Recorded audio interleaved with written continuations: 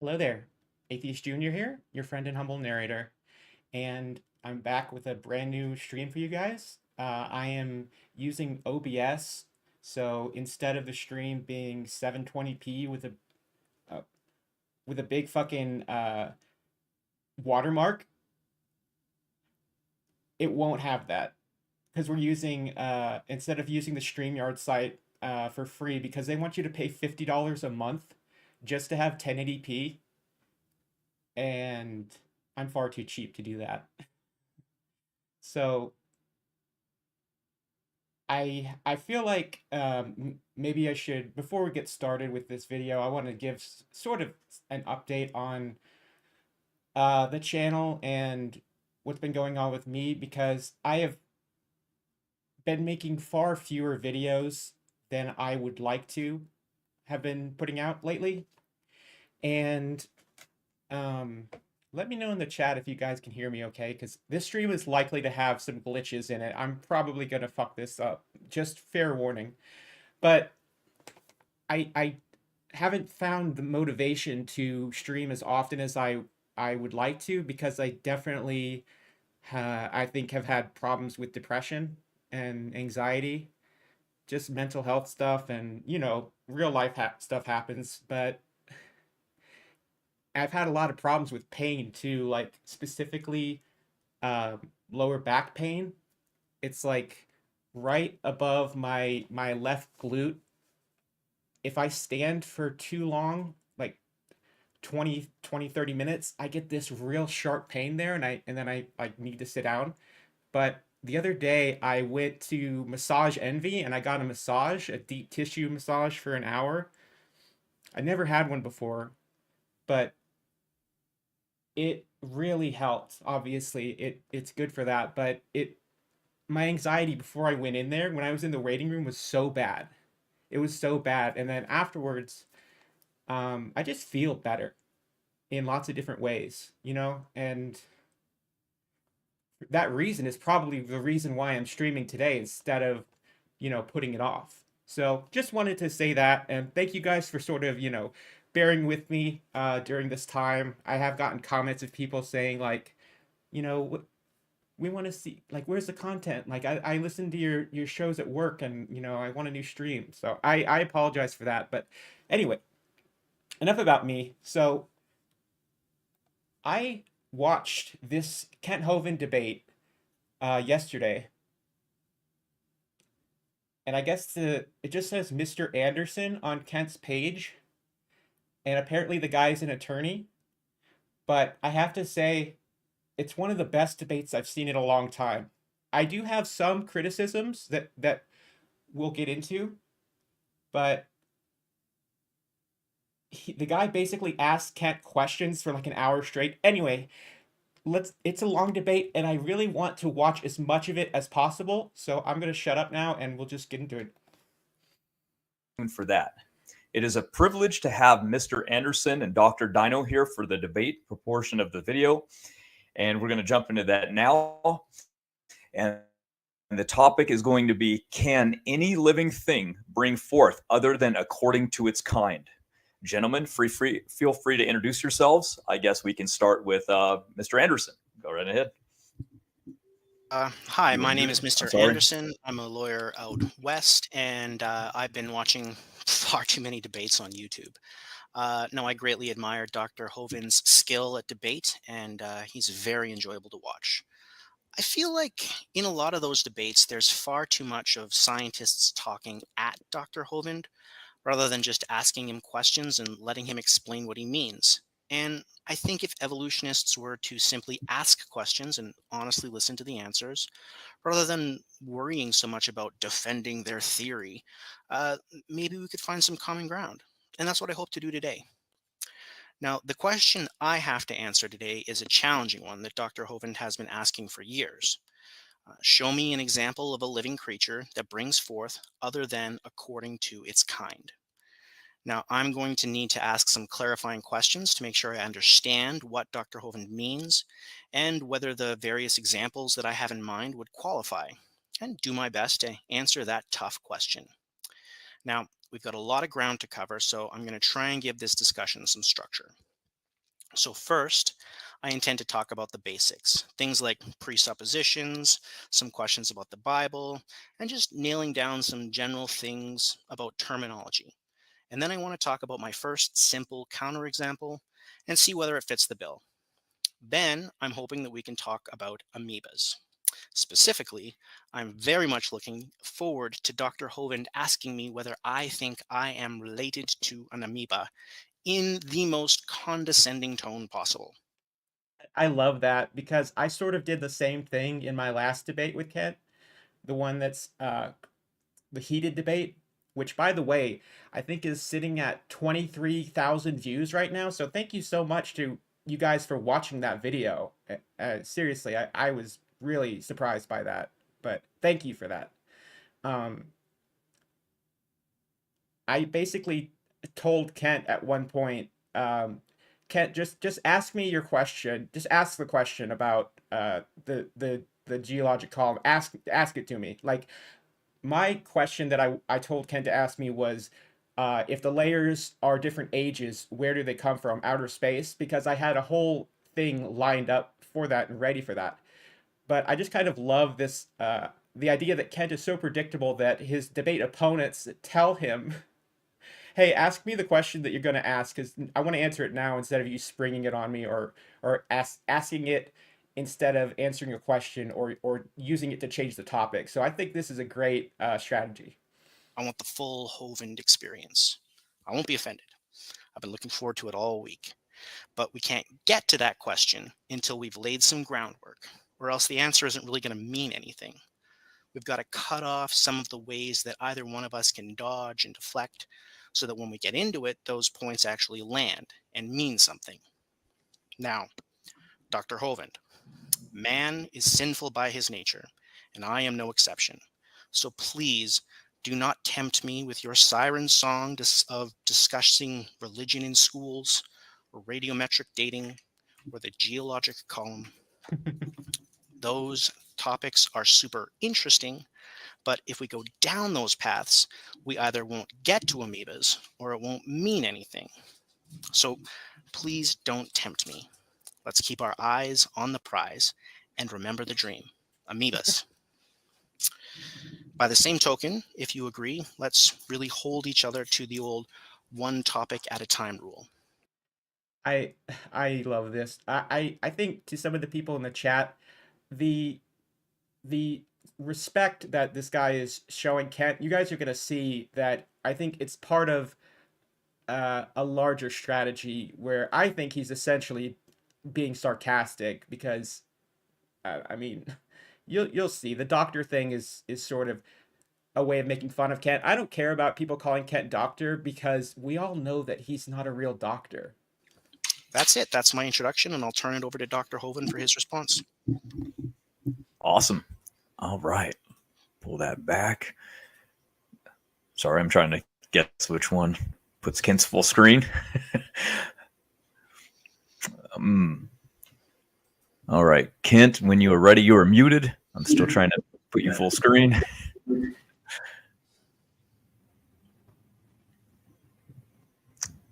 I am not sure how to make you full screen. Donnie did that, and now he's the award-winning co-host, everybody.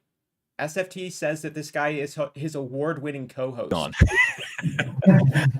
I don't mind being at the bottom of the barrel here. All right. Just go ahead like this. Well, yes, I guess if that's what you want, I can do that right away. Mr. Anderson, do you believe you are related to an amoeba? How's that for condescending? Okay. Put that, answer that anytime you like. Okay, anyway, my name's Kent Hovind. I've been a Baptist preacher 49 years. I taught high school science and math 15 years, and we make a lot of materials on science in the Bible. I believe the Bible is literally true and scientifically accurate. God said, let's see, I can call it up for you here. Let's see, in the book. God didn't say anything. Human beings wrote the Bible where they made claims that God said and did things, but God doesn't say anything. Book of Genesis, chapter 1, the very first chapter, he said they're going to bring forth after their kind, after their kind, after their kind, after their kind. It could not be more clear. They're going to bring forth after their kind. Obviously, that raises the question exactly what is a kind, but the burden of proof is not on me to prove that since I'm not demanding the Bible be taught in schools. They're demanding that evolution be taught. And I think the burden of proof is on them. I think you'll see Mr. Anderson try to switch that tonight. Like, I've got to prove something. What is a kind? I believe they bring forth after their kind, or a two of every sort. So the burden of proof is clearly on them because they want to use tax dollars to spread their religion. And evolution is nothing but a religion that people believe in. They say, we see they bring forth after their kind, but they make these family trees, and the kids have to learn this, like this is part of science, like humans and birds are related, and dinosaurs and ladybugs back to an amoeba. I say this is propaganda. This is not science. This is a bunch of lines on paper is all it is. I could draw a line on paper between a Volkswagen and a frog. So it doesn't mean they're related. So that really goes back to some definition of terms here. What is science? Science is things we've gained by observation and observe. All we have observed is cows make baby cows. There's no exception to that, okay? And he may want to give an example of something that is, in his mind, something slightly off from what the original was. I'll be glad to talk about that if we can, but it goes, also we got to look in the definition of species. What exactly is a species? I had that in here somewhere. Definition of species. I find a lot of 26 different definitions in the dictionaries that I've looked at. This is so funny. And I'm not pausing it as much because I want to get to the main part of the debate where he starts asking Kent questions. But Kent claims there are 26 different definitions of species, and yet in my debate with him, my last one, he read off about 5 different definitions of species in a row, and they were all almost identical. They all just said, populations of organisms who are genetically similar enough to interbreed and produce fertile offspring, which just was proving my point. Of exactly what is a species. It seems like nobody really knows for sure what a species is. And keep in mind, all this stuff about classifying animals into groups or kinds or species, this is all man putting our interpretation on the animal. The animals don't care how we classify them, and they know what their kind is. Squirrels look for another squirrel to mate with. Cows look for another cow. The cows and squirrels have no interest in each other at all. So my take on this whole thing is that evolution is that idea, these family trees, is nothing but a religious belief, and you're welcome to your religion. I don't object to that at all. I do object to them forcing everybody to call this science, that these are related, and they're not. A lot of different kinds of hummingbirds. That doesn't prove the hummingbird's related to a frog or a cow or a human. So I'm curious to see what he has, because I've been teaching science for a long time and collect science books and do, this topic is of great interest to me. The textbooks say all forms of life are descended from a common ancestor. I resent that. That's not science.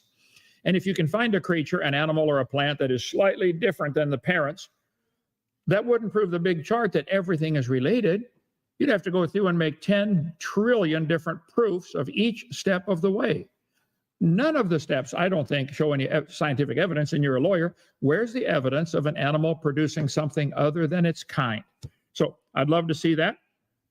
And I do think the burden of proof is indeed on the evolutionist, not on me. Again, once again, I'm not asking for government funding to preach my religion. But I think the evidence shows dogs always make dogs, always. Maybe a little dog or a big dog, and there's a limit.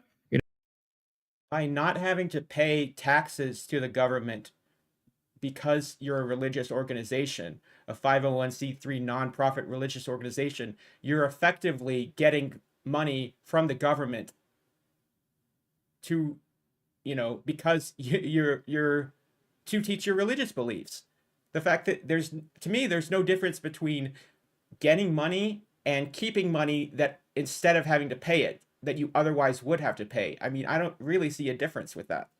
You're never going to get a dog 12 miles tall. You're never going to get one smaller than a flea. I don't know where the limit is, but I think they're probably getting close to the limit now. And there is a limit. Atheists don't admit there's a limit. They think these variations go forever. Well, you can't give a definitive limit.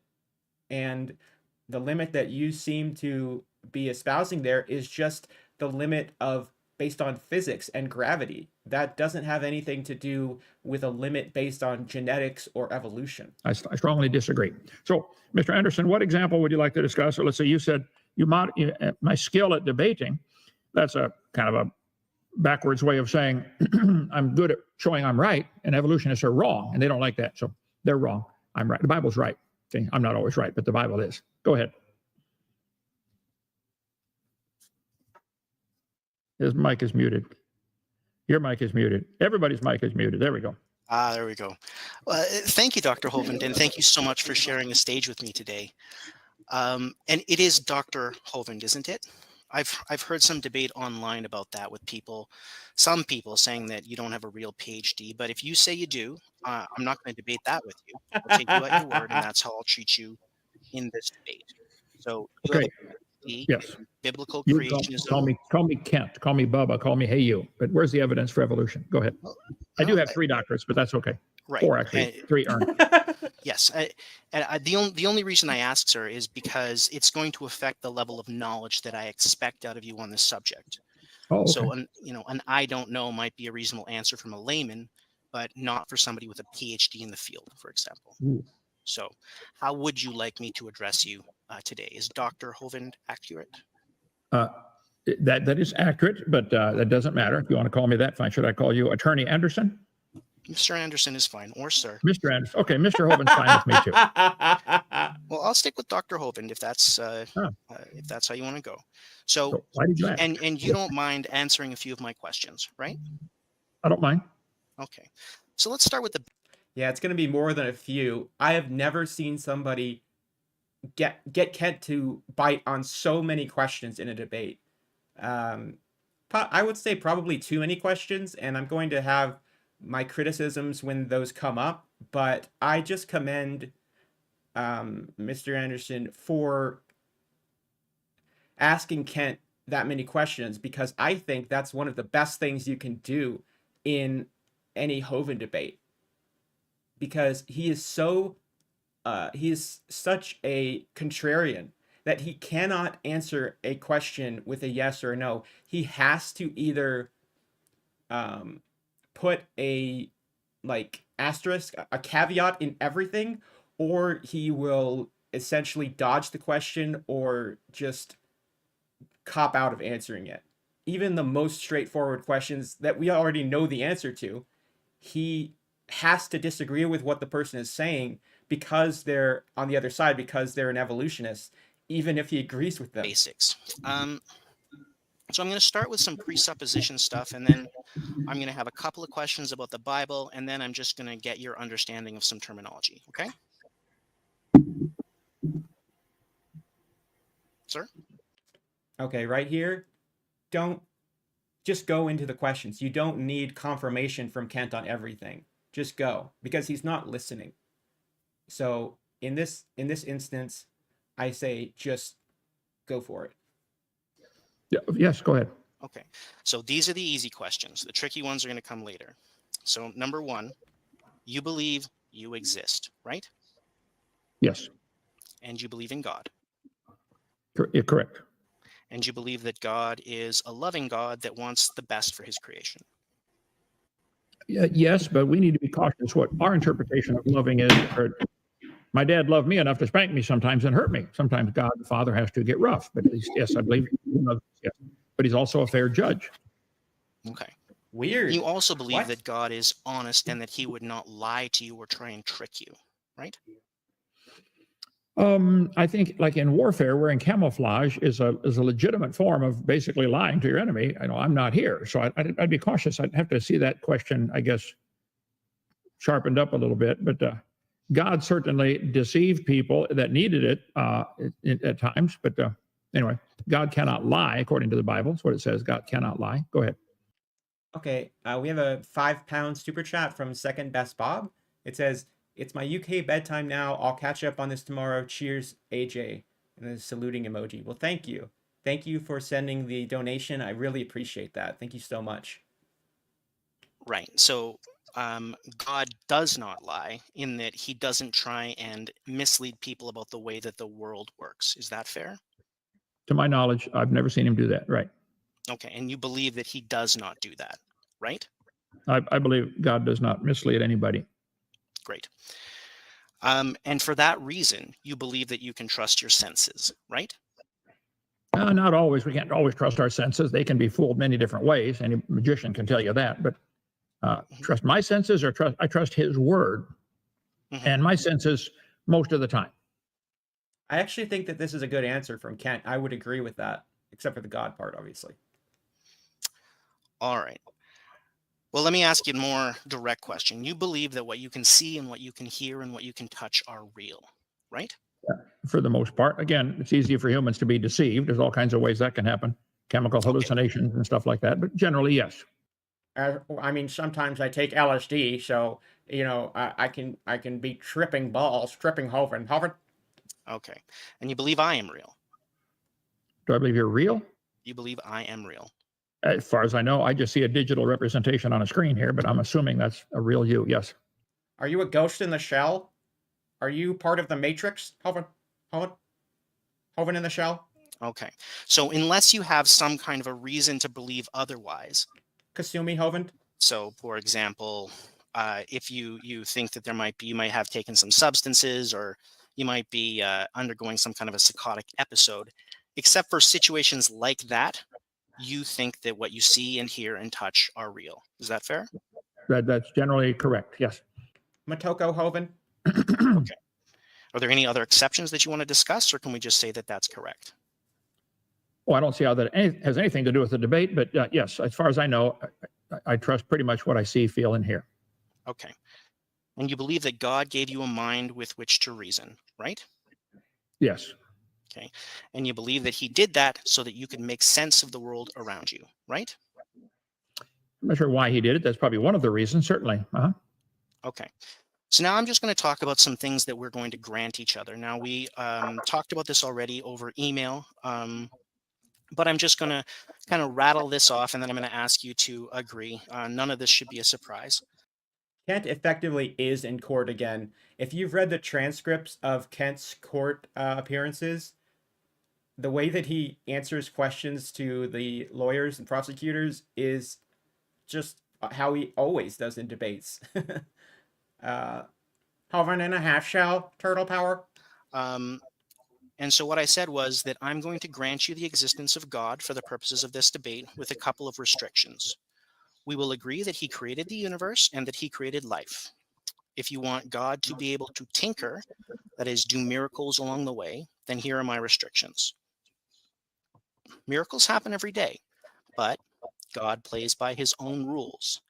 In general, he acts on the world in accordance with its physical laws in such a way that you can't even tell he did it. That is to say, just because it's a miracle doesn't mean that it doesn't have a naturalistic explanation. And just because it happens to have a naturalistic explanation, that doesn't mean that there's no God in it. That science does not steal his glory. He used the science to achieve his ends. Were he to do otherwise, were he to violate the laws of physics, or directly and supernaturally affect the world, it would be pretty obvious. It's going to leave a trace, like it did in the resurrection. There's no debate amongst Christians that God did that. We agree on all of that, right, sir? Okay, so that is an information dump, and that is way too much stuff to ask Kent and then say, okay, so we agree on that, right?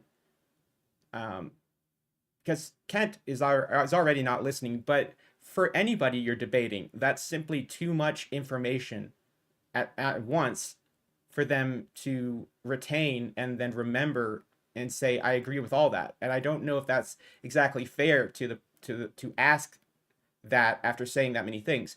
Really, especially with Kent, I would say don't even ask him two questions at once. Like I would advise not doing two-part questions, which comes up in this debate. Simplify your questions and just make it one question that's as straightforward as you can, and then ask it to him.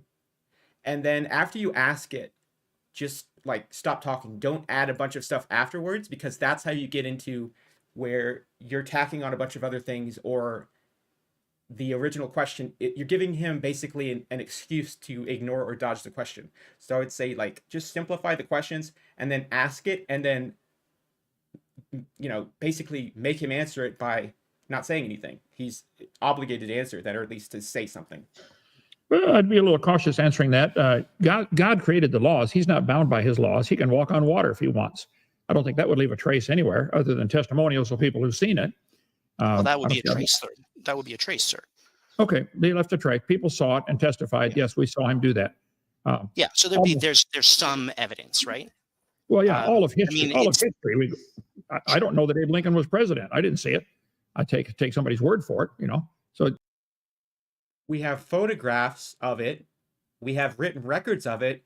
And you know what a president is. You know that presidents exist. Okay? There's a record of presidents from your lifetime, and you can assume with pretty secure logic that the record of presidents before that really existed. anything outside of my observation, I'd have to say is, the different kinds of evidence. You know that, you're a lawyer. Kinds? Hovind? Some are stronger than others, right? Right. So there will be evidence of these different miracles, and we can weigh that evidence as we go. Is that all fair? Well, I'm not sure how you could get evidence of something happening like raising the dead, other than a testimonial. Well, there will be testimonials. Anyway, go ahead. Yes, God is not bound by his laws. We are. I'm stuck in gravity. He's not. I'm stuck in time. He's not. He can go back and forward. He's not. This is not 2023 in heaven. He's right now in all time. He's standing at your funeral right now. He's there when you're going to the bathroom. He's everywhere at once, meaning he's in your butthole right now, Hovind. Go ahead. Right. So we agree, though, that in the event that you want to talk about God supernaturally affecting the world, that you're going to provide me with some evidence that he did that. Is that fair? If I can, if there's evidence available and I know about it, I will certainly share it. All right. I think we've made progress already. So in future debates, I'm going to refer to this set of assumptions as the October 13th protocol. If I use that terminology, you'll understand what I mean. Okay. Okay. And you're not going to try and change or go back on me now, are you? I don't know. You may have tricked me into something like lawyers like to do, saying something. I may have, sir. Yeah. Well, okay. But let's sort of nail it down then, so that you understand what it is you're agreeing to, because I'm not yet, at least, trying to trick you. Okay.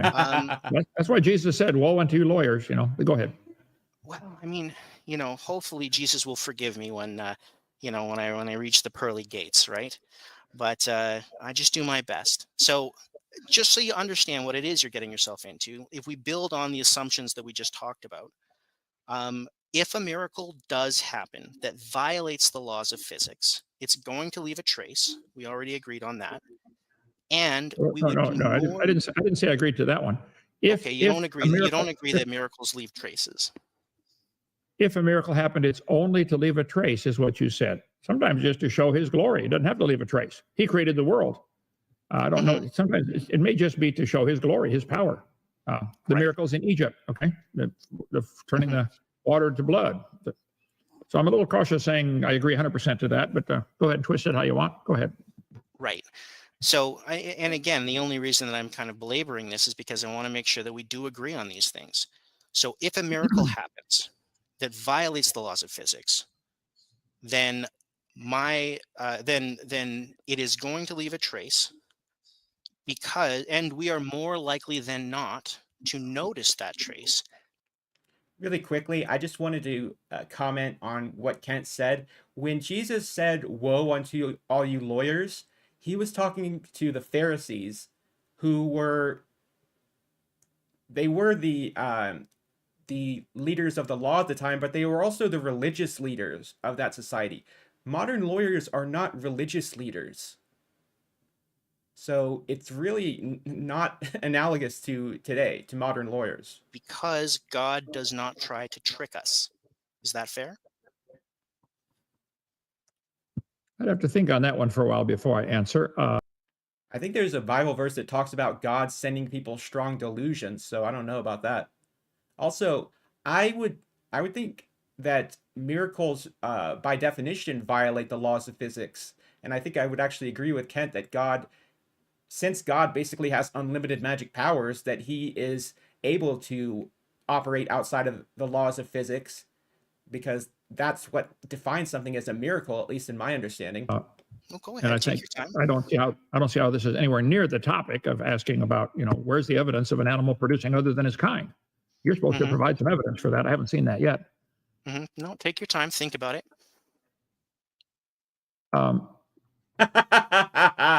Phrase the question one more time. Sure. So if a miracle does happen that violates the laws of physics, it's going to leave a trace, and we would be more likely than not to notice that trace because God does not try and trick us, right? Well, if it left a trace like Jesus walking on water, he might have walked on water when nobody was watching. He could have had done a miracle then. He probably Mhm. prayed to the Father. So no, I'm not going to say everybody it doesn't always leave a trace. I won't agree to that. As Mhm. far as I know, it does, but that's a little too much of a nebulous question. No, that's fair. Can we at least say that in the event that there is no evidence of a miracle, it is less likely that whatever happened by supernatural means? We would have no way of knowing with a miracle. I don't see any way we would possibly know that. That's where it gets into faith. I have faith in a lot of things, but I'm not asking my faith to be taught. Mm. I think it's a See, miracle for an amoeba to turn to a whale. Now that's a miracle. I don't think it doesn't leave a trace.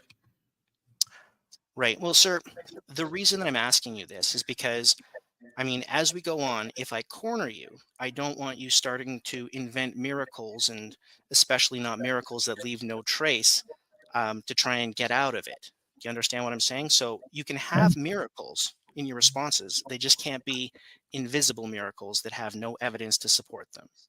You okay, understand what I mean? and vice versa. I think where's the evidence? So here they have an amoeba turning to a human. Okay, I was genuinely kind of shocked here that Kent didn't get super defensive about him saying, "If I corner you." I really expected Kent to sort of get mad from that. So it was a bold strategy, but uh, yeah, Kent is having courtroom PTSD. That's funny.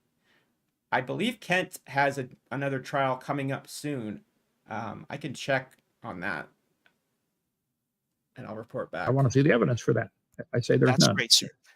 That's great, sir. Now, do you agree to what I've just said? No invisible miracles. As far as I understand it, yes, I do. Okay. All right. So we'll add that to the October 13th protocol. Is that fair? Okay. Okay. Now here's the last thing I want to talk about with regards to presuppositions. You believe that the world around you makes sense and behaves consistently, right? Generally, we have weather patterns that are not, go crazy and earthquakes and things we have no control over and can't even predict. So as generally, yes, it predicts. I think it generally follows the laws of gravity and physics. It's actually a pretty great answer for Kent, because it's true we can't predict the climate, just like we really struggle to predict the tides. That's why in World War II, the reason most likely that the Allied forces had a victory at Normandy was because they were able to predict the tides. And the reason that Napoleon's army almost drowned was because they predicted the tides wrong trying to cross the sea. I forget the name of the sea, but because in World War II, the Germans had set up these obstacles on the beach that would be underwater at high tide and explosives. So since they were able to calculate when low tide would be, which they did by using a machine designed by Lord Kelvin, by the way, which is crazy, but the technology, which was extremely old at the time, still worked. They were able to have their engineers and their demolition experts go out and remove a lot of those explosives and make channels for their soldiers to get through once they did land on the beach. Anyway, it's just an interesting topic. I was watching some videos about it the other day. Correct. Go ahead. And you believe the sun's going to come up tomorrow, right? I mean, philosophers say that we can't prove that logically, but we assume Actually, it. no. We believe it. Technically, right? the sun doesn't come up. We turn, and it comes into our vision. So, okay, yes. I think the Earth is turning, and the sun's going to come into our vision tomorrow morning about 6:25 in my latitude. Right. Okay. And that is something that we presume, right? Without evidence. We have that shared presumption, right? Right. We've had thousands of years of observation of this happening. Right. Right. We agree that in general the past resembles the future. The way things are working right now, is the way they're going to work in the future and is the way that they're going to work in the past, unless, of course, there's a miracle. And if that happens, then you can do that, but you just have to tell me how things were different and why they worked that way. There? Well, it may not be a miracle. There was all of a sudden all the buildings in Hiroshima fell down, and that was not a miracle. That was an atomic bomb. It was man doing that. So they were used to getting up every morning and seeing their window and they're in place. And now all of a sudden everything's gone. So again, I think the question's a little nebulous, but I'll give you a qualified yes. Go ahead. Well, sir, I'd like a hard yes. And I'd put it to you that that the bomb in Hiroshima, Wouldn't we all? although it may have been unexpected from the perspective of the residents there, was not something that was unexpected by science, right? The Correct. laws of physics applying in that situation were the same as the ones today, right? Right. Okay. So you agree with me that the laws of physics apply the same now as they do in the future and the same as they do in the past, subject to our discussion with respect to miracles, right? Right. God's able to, he's not bound by them. We are bound by those laws. Yes. Right. And if God is going to intercede, he's going to do so subject to the rules we've just discussed, right?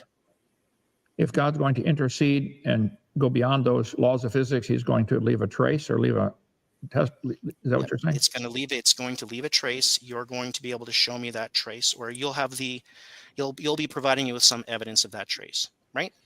Well, I don't think I have to. Again, you're trying to shift the burden of proof to me. This is my religious belief that Jesus can perform miracles and raise the dead and can take me to heaven when I die, but I don't have to prove that to anybody. I don't understand. Well, sir, the thing is that this is a debate where we are going to be discussing a number of things, and I've got no problem with you invoking miracles, but what I do have a problem with, as I said before, is you invoking miracles that you have no evidence for. And in the event that you want to invoke a miracle, then there needs to be some kind of a justification. I thought we had agreed on that. Well, I would say the same burden of proof, same burden is on the evolutionist to provide the evidence. Where is the new information to turn an amoeba into a whale? Amoebas don't have fins or flippers or lungs. There's a lot of new information. They're calling on a miracle, time to do it. You ask that question, but you don't define what information is. Like in my last debate with Kent, he defined it as the nucleotide sequence. So, I mean, by that definition, any mutation is new information because it's going to change letters. It's going to change an A to a T or a C to a G. Or it's going to add letters. So, information is a nebulous term. And the burden of proof is on you guys to prove your religion of evolution, not on me. No, I understand. I have a very heavy burden that I'm going to have to meet. I agree with you there, and I'm going to try and meet that. I want to make sure that we're clear on when and how miracles come into play. Are we clear on how miracles come into play? You're probably clear in your mind, and I'm clear in my mind. Now, whether we're thinking the same thing or not, I don't know. But yes, I believe God can do miracles, and they may or may not leave a trace. They generally do. And go ahead. Okay. Well, let's make sure that we're both on the same page. So, just to recap, the October 13th protocol assumptions are as follows. You're real, I am real, God's real. He loves us, he doesn't lie to us. We can trust our senses. God created the universe and created life. He usually works through natural processes. Supernatural interventions leave a trace. And where you want to invoke a miracle, you have to justify it with some evidence. And the Bible can count as evidence, though it might not be definitive. Where there is no trace of a miracle, then it's less likely that such a miracle occurred. Lastly, things work the same way in the past as they do now, unless you want to point to a reason why that isn't so. You agree with those premises? Well, you went by kind of fast. Yeah, see, that's a lot of premises to list off and then say, do you agree with all of those? I would say, you know, if you're going to ask this many questions, then maybe go one at a time with these. Because even for Kent, I don't know if it's fair, because I wouldn't be able to remember all of those things. And then you know, it's like I can't really say I agree because I'm not sure if I recall everything that the person said, because you know I'm like a goldfish. I have the attention span of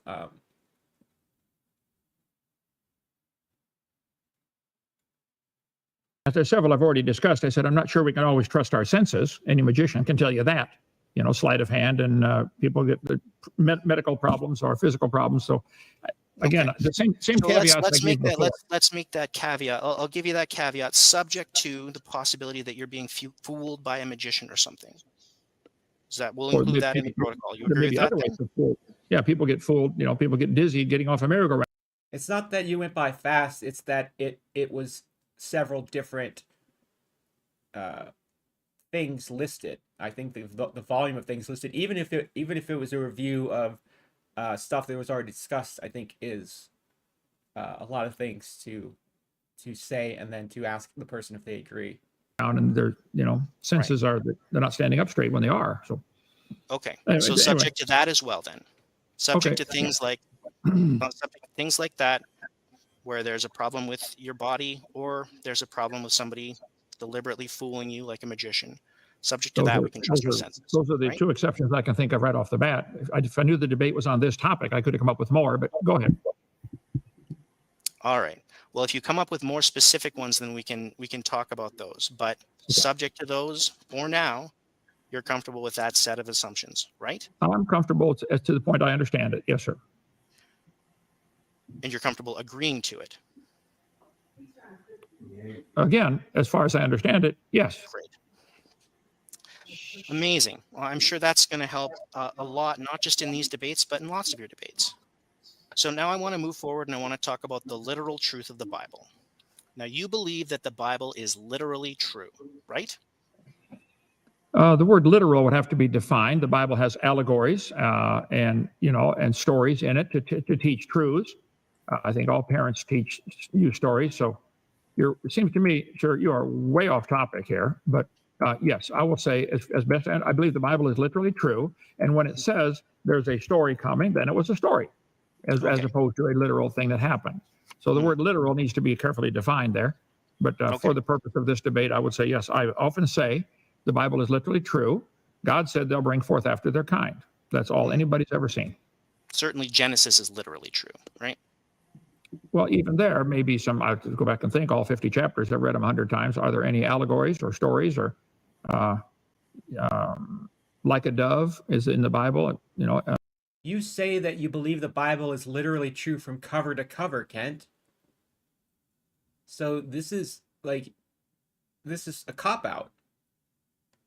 I mean, the Bible is it couldn't be more clear, but you don't know which part is allegorical and which part you can take literally, which means that it's arbitrary and you're going to pick and choose what to take literally and then base your entire worldview and personality on because you take it literally. Like, that seems a little nebulous, Kent.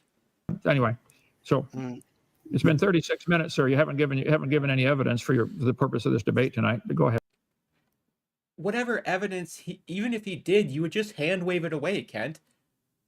You wouldn't accept any evidence that any person gives ever. You won't ever admit that anything's evidence. You can't, because that would contradict everything you said in your DVD series that you've been selling for the past 30 years. So why should anybody expect you to fairly engage with what one person who's an evolutionist brings up as evidence in a debate? Of course you're going to say it's not evidence. So why does it even matter at this point? Well, sir, I've said before, I have to lay the foundation or it's not going to mean anything. Now, you have to twist. So I want to be clear. We have to lay a foundation or none of this is going to mean anything. Okay, go ahead. So I want to be clear, sir. Genesis in particular, it's not just figuratively true. They're not just allegorical stories in Genesis, right? I believe they are literally, they'd happened. The people there are literal people, and the stories that are told in Genesis are correct. Yes. Okay. The things that it says in there happened just as it says, right? That's my belief. Yes, sir. Okay. Well, you're the expert. I don't have a doctorate in creationism, so you tell me. And it's not open to creative interpretation. Is that right?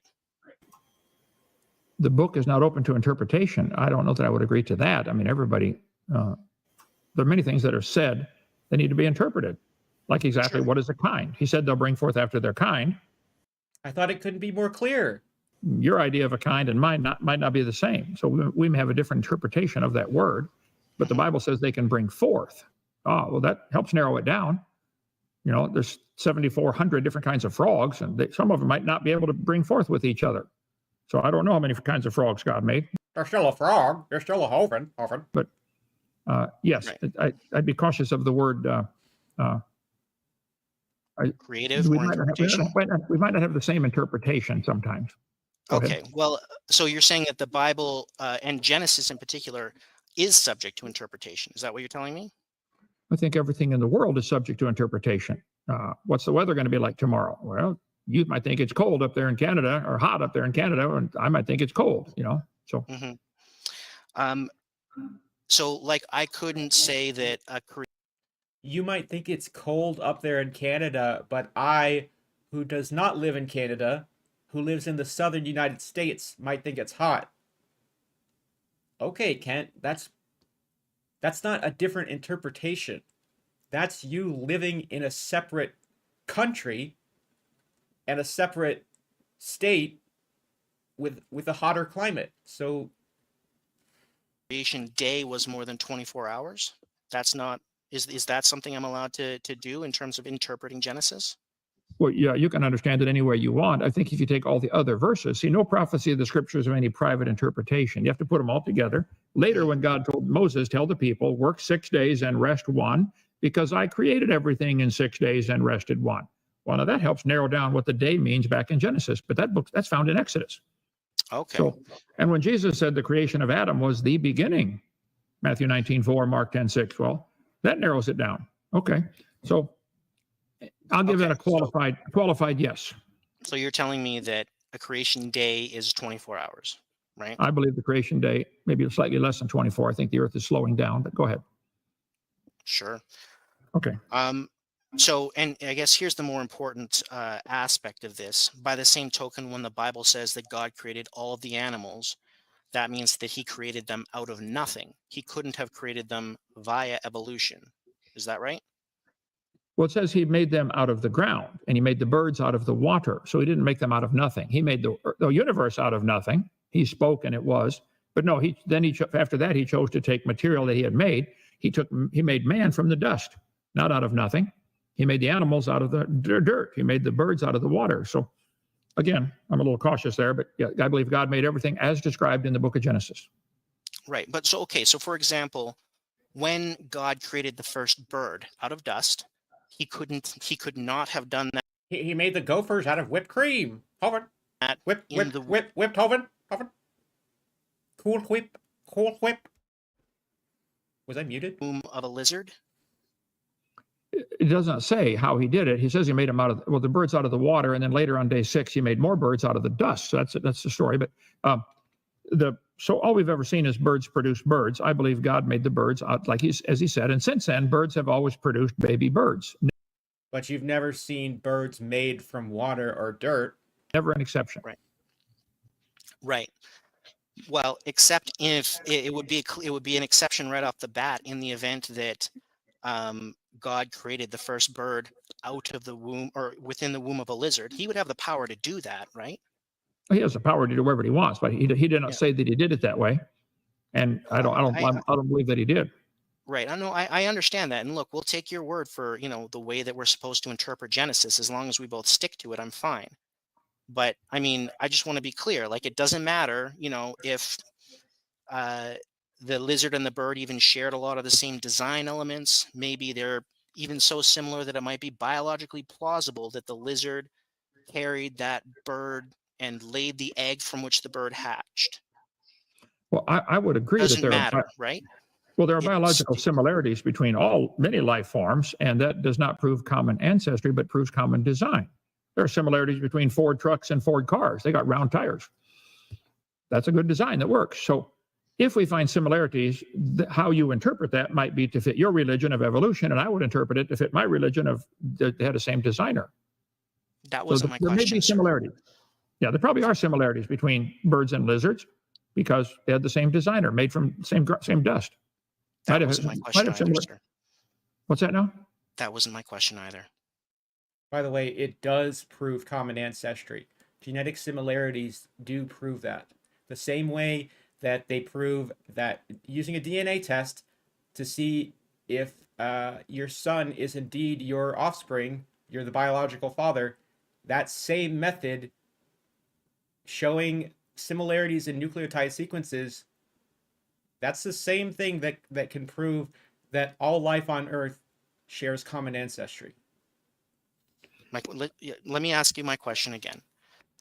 Kent claimed he was going to put me on his heart wall, but I don't know if he did or not. I doubt it. So what I'm saying is that the Bible says that God created the birds from the ground or from wherever you said he created them. Certainly not from other animals, and certainly not within other animals, and certainly not by evolution. That is correct. And The Bible teaches what I am that. understanding from you is that we are not allowed to insert things like via evolution into the interpretation of Genesis. That Genesis says what it says, and we can't add things or insert things into Genesis, even if we think they logically make sense to like help God out. It says what it says, and that's it. If it doesn't say it, it didn't happen. Is that Right. correct? It says clearly they bring forth after their kind, bring the same sort. That's what it says, and I believe that is true. Okay. All right. Gentlemen, I'm going to jump in real quick. I'm just doing things backstage, but I do want to remind everybody that the proposition for tonight is, can any living thing bring forth other than according to its kind? Mr. Anderson, I appreciate, well, I'm not done. I appreciate the last 30 minutes of questions. It's been a lot of fun, but I do want to make sure that Kent has an opportunity to also ask questions. And so since it's been about 30 minutes of questions from your side, Mr. Anderson, Kent, is there anything you'd like to ask Mr. Anderson, or anything you'd like to advance in terms of an argument?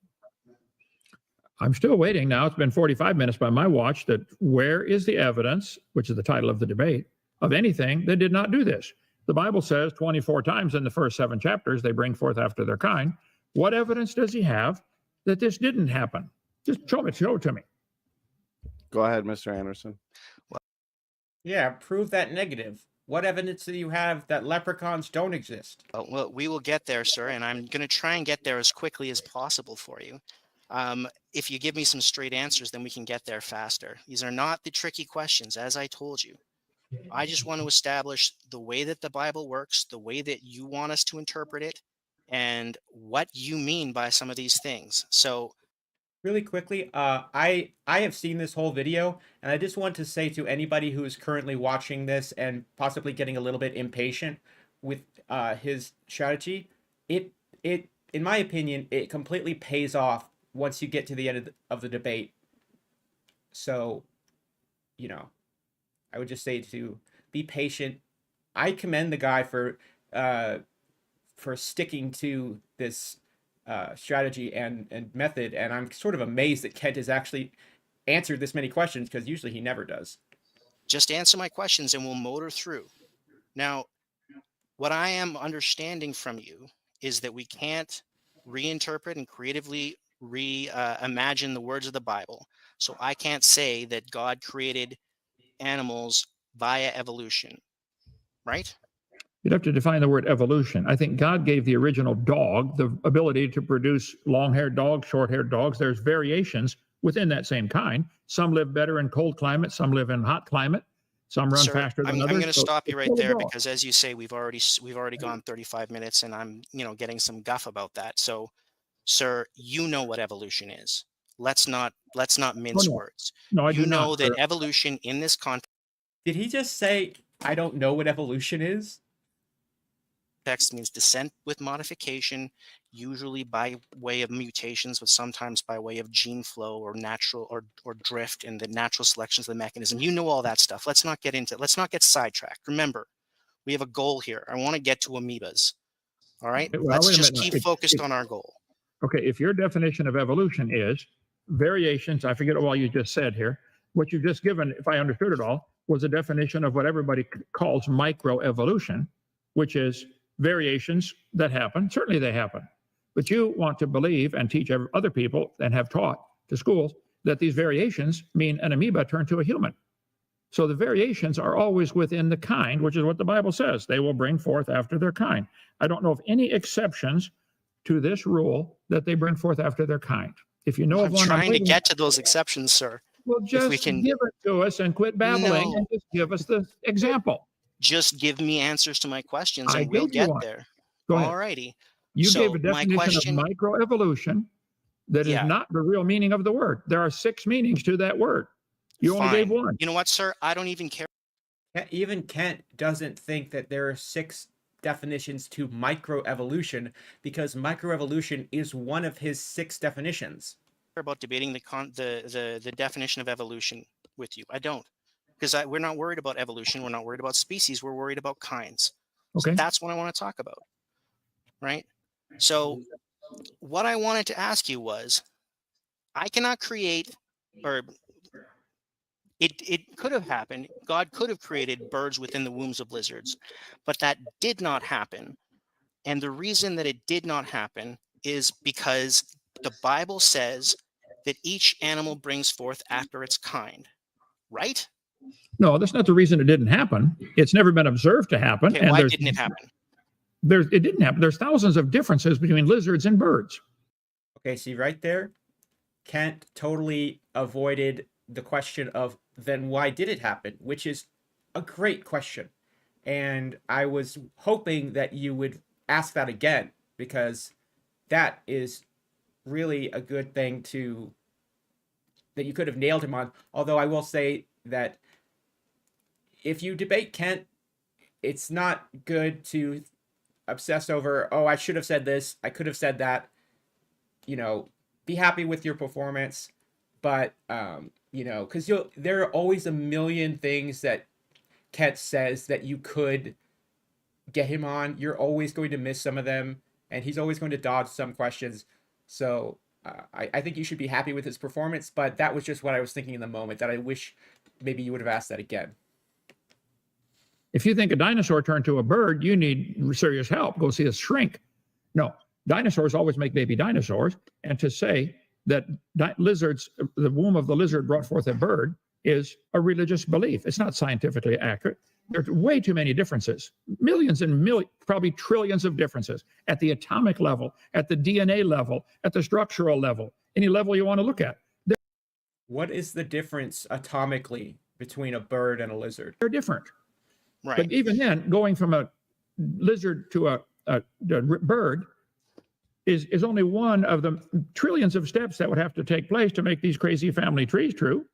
Right. Well, sir, we don't care about the family trees today, because all we're talking about today is whether or not things can bring forth other than according to their kind. Correct. So a kind show me is what. defined in the Bible as a set of animals that can bring forth, right? Right. If they can bring Good. forth, they are the same kind. Okay. Now, And they that may means, have- and that Oh, usually means Let me put a caveat reproduce. here. In the Go last ahead. 6,000 years, they may have diversified to the point where, like the Chihuahua and the Great Dane, can no longer bring forth. They came from the same kind, but now they've reached a dead end. Chihuahuas and Great Danes can't bring forth because of their physical differences. However, they can be crossbred via, artificial insemination. If you get the Great Dane pregnant with the sperm of Chihuahua, it'll give birth to a mixed dog. They look kind of weird, but they're still interfertile. This not being able to interbreed because of non-genetic reasons is a just creationist cope. It's a cop-out. Okay. But it's not going to go any further than that. They're always going to be dog. All right, well, But again, this is man's get to that. classifying the animals. The animals don't care how we classify them. That's irrelevant, and you, like Grayson has pointed out, you want to have it both ways, where you say that you have the strict rule that things can only bring forth after their kind, and then in the next breath you say that kind and other classifications of animals, like the word dog, are just arbitrary and the animals don't care. Well, you can't have both. I know. Okay. So a kind is a set of animals that can bring forth, right? That's what the Correct. Bible says, right? Correct. Right. Okay. And that usually means reproduce, make more of Correct. themselves. Uh-huh. Right? Right. Okay. And that's another reason why each animal must bring forth after its kind, because the very definition of a kind is that it has to be able to bring forth and create life. Right? Originally, that's the way it was created. As I said, there may be variations that have happened in 6,000 years where some are now sterile. Then they can't bring forth anymore, can they? Like there are dogs that can't have puppies, and they're still dogs. That is individuals in a population. That's not the whole species. Yeah. All right. And just so we don't end up at odds, that's not a circular definition, is it? Like, as a matter of logic, it is possible for something to bring forth other than its kind. We just never see that in nature, right? I don't know that it's possible. We certainly never see it. It would not be scientific to say we could say it has happened. Anybody can believe that if they wish, but that's not the science. All the science is observation, of testing, demonstration. Millions of dog breeders around the world will tell you dogs bring dogs every time. Right.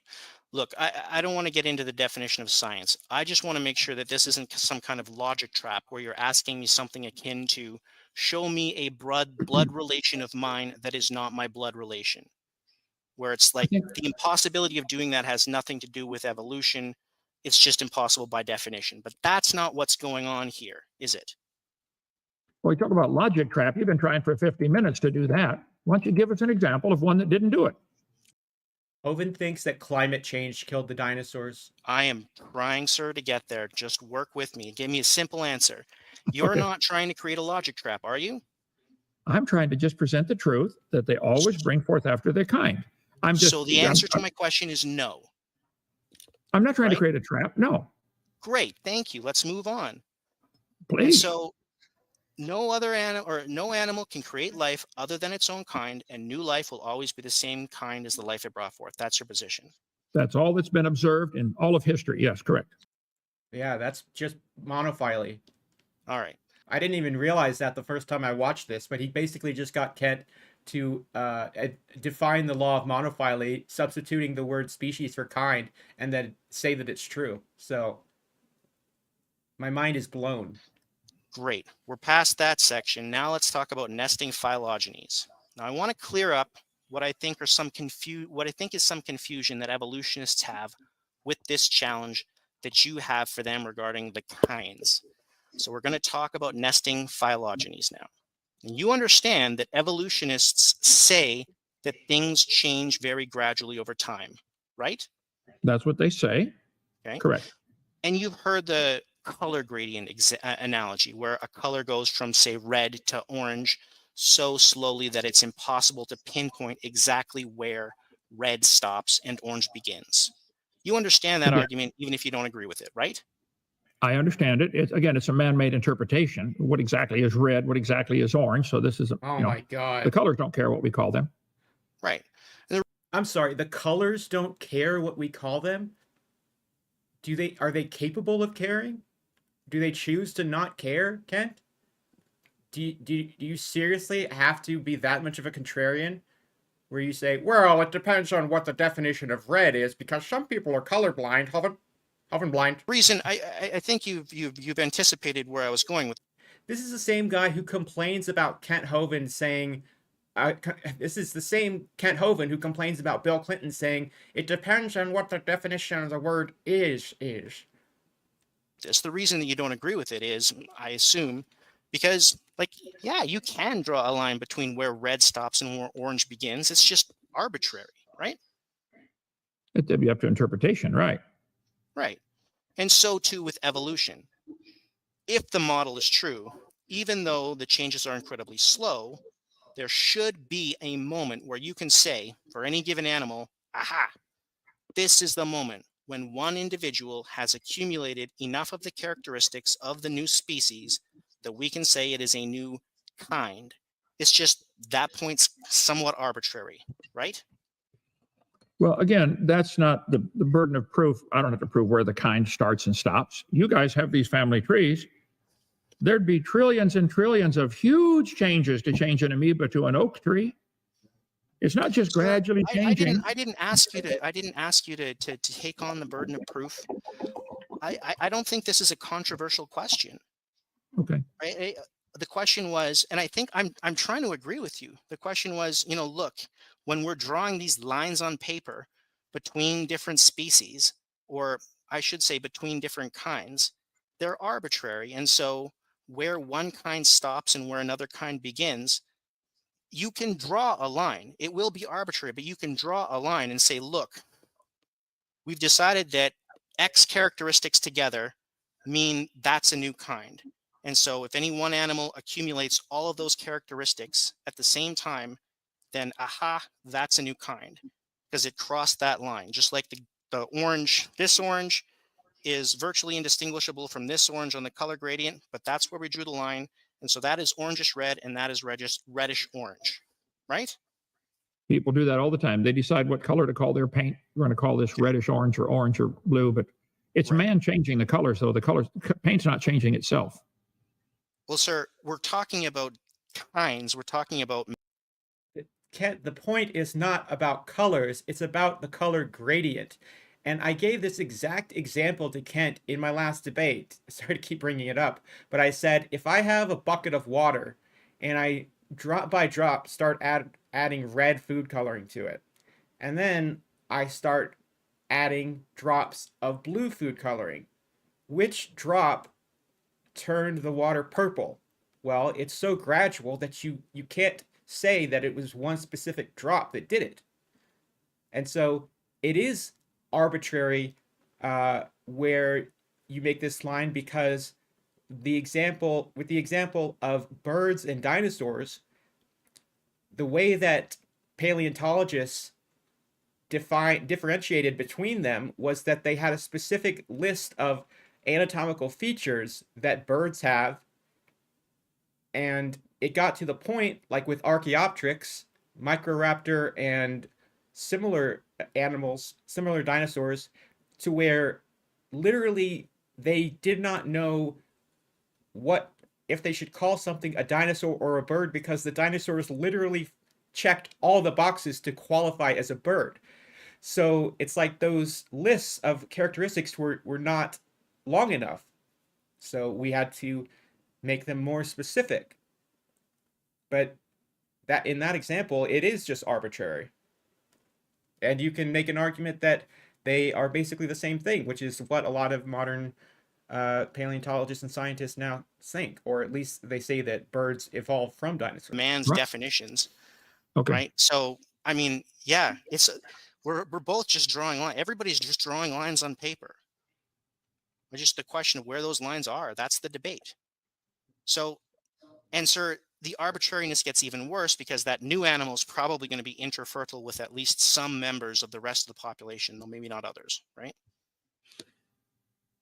That's probably generally true. I think I'm not sure if I agree with that. all breeders would tell you at some point some dogs can't reproduce with other dogs. They're still, I think any 4-year-old would tell you, still a dog.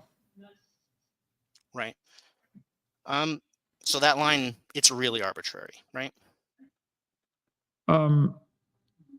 Yeah, that would be subject to interpretation, but I think it's all we've ever observed. Science deals with what we can observe and study and test. We've observed there is a limit. You run into a brick wall. They've been trying to get bigger cows for a long time. They got up to 2,700-pound bull now.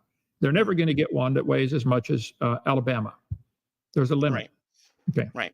Now, sir, just building off that, if we did get a cow that weighed as much as Alabama, would you agree with me that that would be a different kind? No, it'd be a big cow. Still a cow. Well, then, sir, I don't really understand. Like, you know what? We'll come back to that, okay? Okay. All right. Because I think that this is part of the confusion. Kent sounded strangely timid there. I'm kind of surprised because I fully expected Kent to pounce on that that silence there and say, "Oh yeah, you are confused, Hovind." I'm shocked he didn't take that opportunity. So you understand what the law of monophyly is, right? I'll explain it for the viewers. I just want to confirm that you understand it. Correct. Go ahead. Same phylum. Yeah. Actually, you know what? Nah, never mind. So it's the nested hierarchies idea. So the idea that even as things turn into other things, they're still the ones that they started out as, right? Right. Okay. So for example, when the first eukaryotic cell You can't just admit that things turn into other things. cells started living in colonies and became multicellular, they were still eukaryotes. Jumping forward, when those colonies had differentiated and started developing spinal cords for the first time, they became multicellular. They became more multicellular. When they developed spinal cords, they became multicellular chordates, still eukaryotes. When they started growing bones around their spinal cords, they became vertebrates, but also chordates and also multicellular and also eukaryotes. When they grew four limbs, they became tetrapods, but they were also still vertebrates and still chordates and still multicellular and still eukaryotes, and so on and so forth. And that's monophyly, right? No, sir. Your whole premise is started off with the first sentence was wrong. Single cell creatures do not become multicellular. Okay, so this is what Kent struggles with. He cannot. Somebody will ask him, so in the evolutionist or scientific worldview, they argue that this is how things happen in nature. They claim that this law is true and applies to reality. And then Kent will say, no, it doesn't. No, it doesn't. That's a fairy tale. It's a religion. That's not true. Kent, we know that you disagree with evolution. We know that you disagree with the law of monophyly. That's not the question. And it's pointless for you to point that out. He's asking you, is this what our side posits as being factual? But he's literally such a contrarian, he can't even answer that. They may get together and make a colony that function to do something, like those leaves on our tree all work together for a tree, but each one's an individual. So your whole premise is wrong. And we don't ever see single cell creatures become multicellular or grow backbones or I will be right back. Grow legs. All of your argument is moot. All right, sir. I held my hand up here because I think you misunderstood what I said, and I wanted to try and stop you because I want to try and get a move on, remember? So what I asked you... You tried to slip in a quick one on the first sentence. I'm not trying to slip in a quick one. Let me clarify. What I'm saying is that the law of monophyly, which is not your thing, you don't agree with evolution, right? Biological evolution. Depends what you mean by evolution, correct. Yeah, biological evolution. But you understand that the principle, which was created by evolutionists, called the law of monophyly, which you don't agree with, is that when you become the new thing, you are a subset of the thing that you were. So when you have a tetrapod, it's still got a backbone, which makes it still a vertebrate, and it's still a chordate, and it's still multicellular, and it's still a eukaryote. It didn't stop being any of those things, even though it became also the new thing. And that's monophyly, right? All of that was a big fairy tale. This isn't ever observed. I understand that it's a fairy tale, sir. Good. I'm asking you whether we can agree. look. Let's go into the land of SpongeBob, okay? Okay. In the land of SpongeBob, that's what the law of monophyly is, right? Right. SpongeBob and the evolutionists all agree that one animal can change to something else. Sir, that's not my question. We're gonna beat this over the head like SpongeBob until you get it. That's what the law of monophyly is, right? In SpongeBob land. I'd have to go back and look at the definition of monophyly and different definitions in different dictionaries. It's been a long time. I don't use that one normally. You're a doctor of creation and criticizing evolution, and you can't tell me what the law of monophyly is? I'm just pointing out there are probably, like I found, there are 26 different definitions of species. I have got them in my... There's one definition of the law of monophyly, and I've explained the concept to you, and you agree with me that that is what the concept of monophyly is, right? This is an easy question, sir. They never leave or what they originally started. And then you said when single-cell creatures became multicellular, that never happened. Right. According to evolution, under the evolutionary theory, when that happens, that's called the law of monophyly. Sure.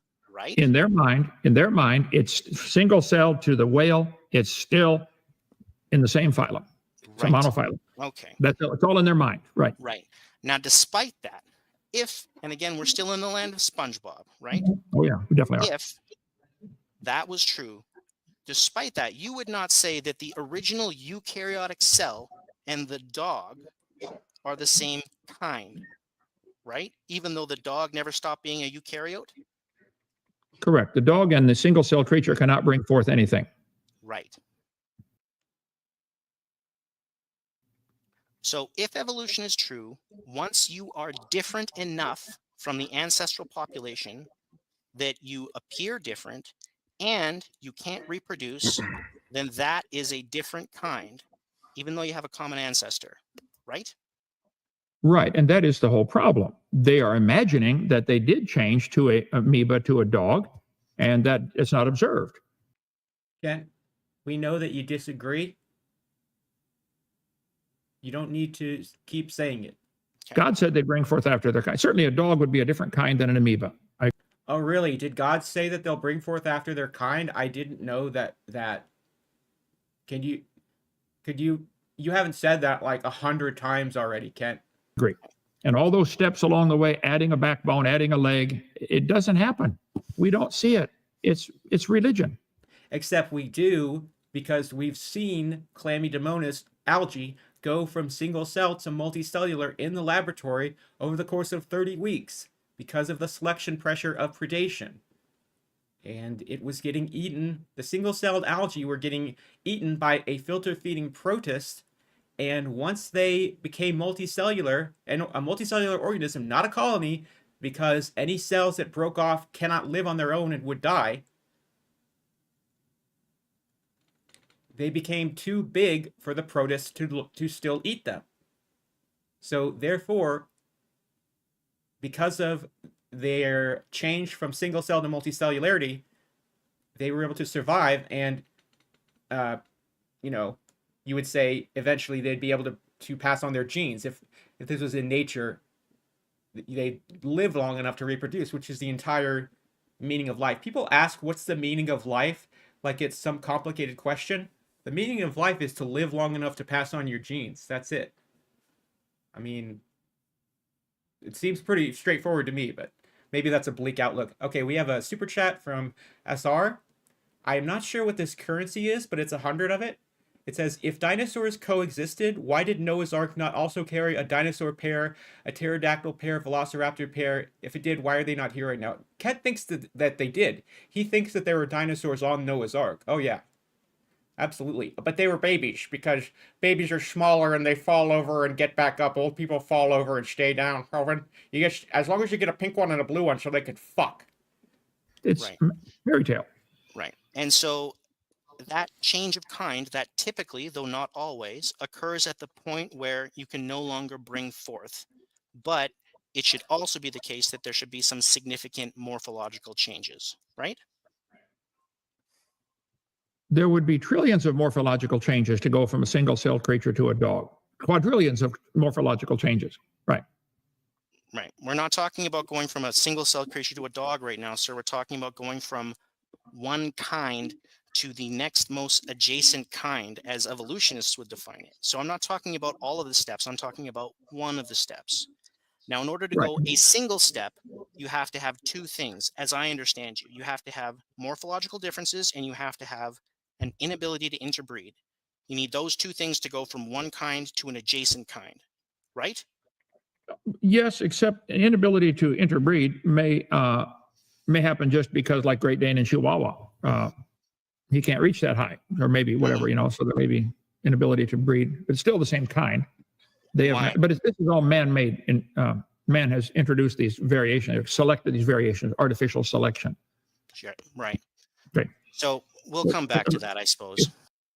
Again, those two dogs can still reproduce via artificial insemination.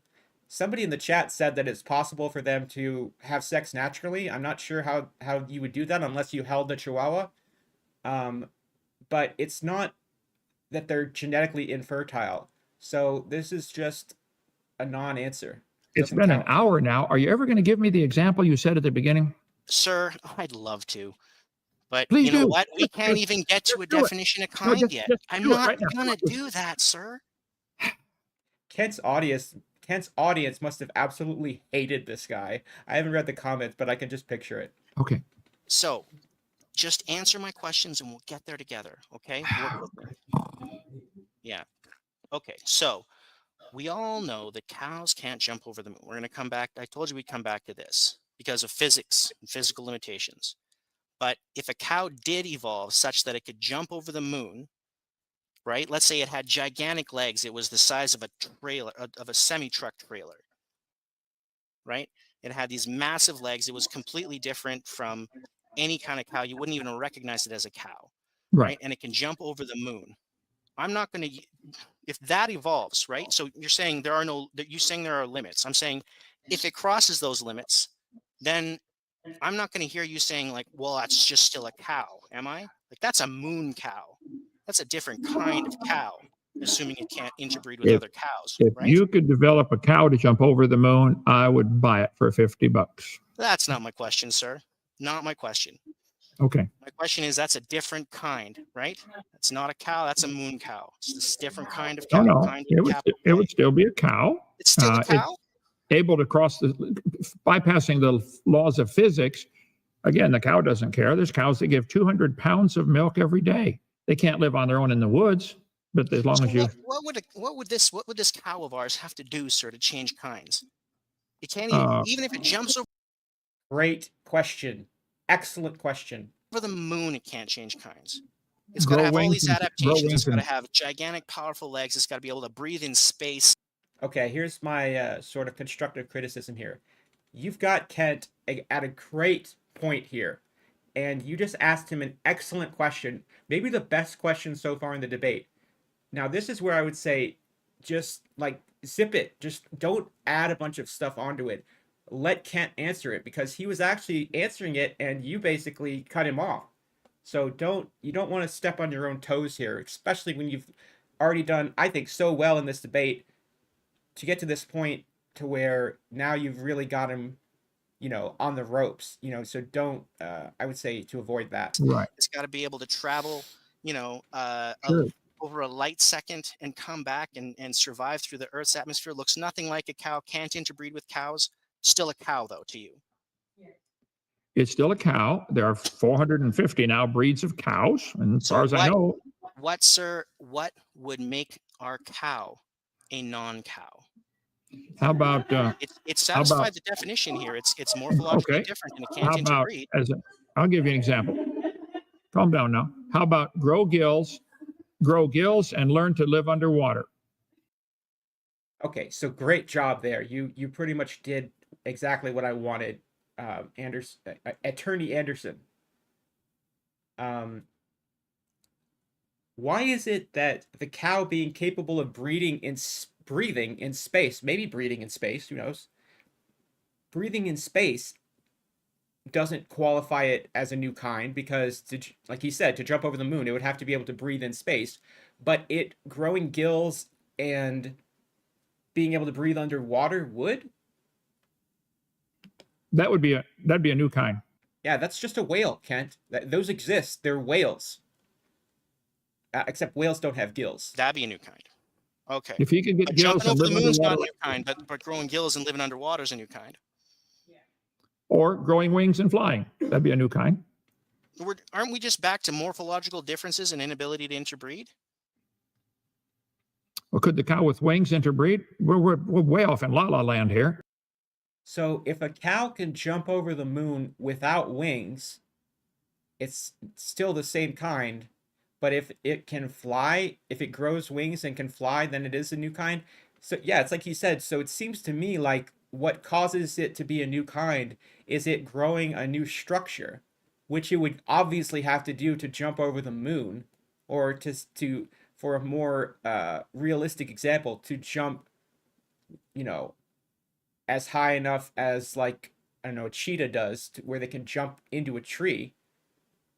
It would have to develop, obviously, much stronger muscles and probably radically different leg type, and possibly, different feet or, hooves.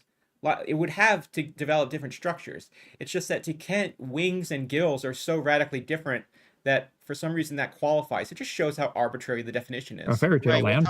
We're talking about a cow. We're talking about a cow that cannot interbreed and has wings. You'd say that's a new kind. That's not a cow. That's a flying cow. It's a different kind of cow, right? Well, I've never thought about these things. I guess I think on more important things in life, but Sir, still, I mean, isn't this what your doctorate is on? my doctorate in flying cows? Oh no, sir. This is what What a cop-out answer. you do. You're professional at this, and you haven't thought about this I'm a stuff? professional at flying cows. You're a professional at teasing people about flying cows. I have That is my favorite line in this whole debate. That's when I knew that I was going to do a video on this, was when I heard that. Oh, man. So good. said over and over, there's a lot of different kinds of cows in the world, 450 breeds, whether a breed is Did he say there's different kinds of cows? the same as a species or whatever. But I'm God not said worried they bring about that. forth We're after their worried about kind. kinds, not species. I don't care about that. Okay. What I like, see, I was trying to be charitable to you. I was under the impression that when evolutionists said no wolf gives birth to a non-wolf, that what you're not saying, show me a wolf that gives birth to a cat. You're saying, show me the development of something that is morphologically different from the ancestral population and that can no longer make babies with that population. Is that right? Well, as I said, the Great Dane and Chihuahua can no longer make babies, and they're still dogs. So I don't know that I'd be cautious of answering that with a definite hard yes. Because you can't answer it, but he just explained Kent's position perfectly. Right. I understand you've just thought of a counterexample to your own question, sir. I mean, Well, that is problematic. A cow growing gills and living underwater would create multiple problems because now you'd have to have two that can do this, male and female, in the Wrong. You don't understand this topic, Kent. Wrong. same place at the same time. You'd have a huge problem. And it Not right. I feel like, I don't know if Mr. Anderson is just sort of agreeing to move things along, but it's not right what Kent is saying, not at all. doesn't happen. Why are we talking about this fairy tale? We know Well, sir, cows make because baby you've just cows. come up with your own, this fairy tale has allowed you to come up with a counterexample to your own question. Right. I mean, Farmers- I suppose nobody but you could answer your challenge, but you've done it. Farmers for thousands of years have observed cows make baby cows. They've never observed anything else. Science is what we can observe. Evolution Dog is breeders have observed dogs that apparently can breed non-dogs, right? And so therefore we're all related to an amoeba. Is that your logical conclusion? No, of course not. That is such classic Kent. I'm not saying evolution is right, sir, and I'm not saying creationism is wrong. I'm just saying you're wrong. I'm wrong by saying they always bring forth after their kind. Right. Yeah, because you can't give a definition for kind, and because you move the goalposts constantly. Your position just changes as you need it to, because you don't have intellectual integrity. I mean, you've just given a counterexample. Right? No, I didn't, because it doesn't happen. There are no cows with gills that live underwater. I didn't give a counterexample. I'm talking about. So look, let's just nail this down so that we can actually move forward and we can get into examples. So, am I correct in saying that when you say that something crosses that arbitrary border between kinds, what you are saying is that it is morphologically different in some manner, right? And two, that it is unable to interbreed. Is that true? And therefore it's a new kind. That's why I said I would be cautious to answer that way, because this has never been observed. Okay. Well, but they say, the textbook says, all life forms have a common to give you ancestor. examples of observing it, sir. Your job is just to tell me what it is I'm supposed to observe. So good. I love that. What he just said, outstanding. Right? Well, science is what we can observe, study, and test. Look up the definition of the word science from the Latin word "seer." You're a lawyer. You took Latin. I'm not going to debate the definition of the word science with you, sir, because we don't agree on that. I'm just here to debate the definition of the word kind with you and give you an example of one animal going to another kind. We are 1 hour into the debate right now, so think, 30 minutes. Sir, we're going to have to move on. We're going to have to move on, and let's just do this. You know what, sir? I want you to lay it on me. Ask me your question about whether I'm related to an amoeba. I did already. The textbooks in school have these family trees. Do you believe this is accurate, that all life forms came from a single-celled creature like an amoeba? Do you believe that's an accurate representation of what we know scientifically? Maybe, yeah. Maybe. That's not a definite answer. Your Honor, make a definite answer. Your Honor, you're I mean, dodging the all I question. can do is tell the truth. Look, Okay. it looks more likely than not to me when I look at the evidence. I'm not, a true believer or anything, but I think it's Okay. more likely than not. So, Your But Honor, look, the witness is saying he believes the evidence shows that he's related to an amoeba. Is right, that accurate? that's accurate. Wow. Okay. So there, you got your question you wanted. Now, All right. where's the Now evidence that an amoeba? I take it from your scoffing that that you think that answer is ridiculous. Is that fair? It is extremely ridiculous. Yes, sir. Okay.